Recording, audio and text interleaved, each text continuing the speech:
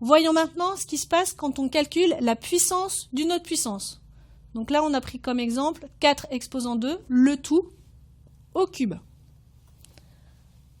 Alors, si je veux calculer cette expression, je vais dire 4 exposant 2, c'est 4 fois 4. Donc je vais écrire à l'intérieur de ma parenthèse 4 fois 4. Ça correspond à 4 exposant 2. Et ça, il faut que je le mette au cube. Ça veut dire que cette expression 4 fois 4, je vais la répéter 3 fois. Donc je vais avoir 4 fois 4. Une première fois, fois 4 fois 4. Une deuxième fois, fois 4 fois 4.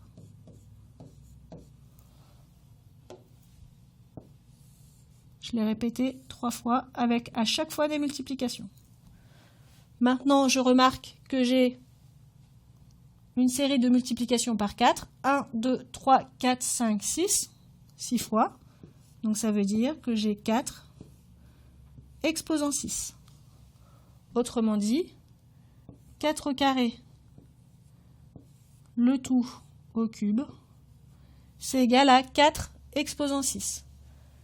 Maintenant, si j'observe mes exposants, là j'avais un 2 et un 3, là j'avais un 6. Pour obtenir 6 à partir de 2 ou 3, il suffit de multiplier.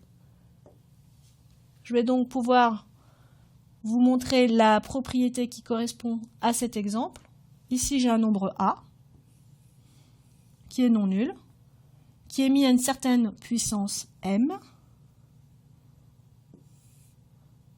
le tout à une autre puissance n, et je retrouve mon nombre A, et l'exposant, ça va être m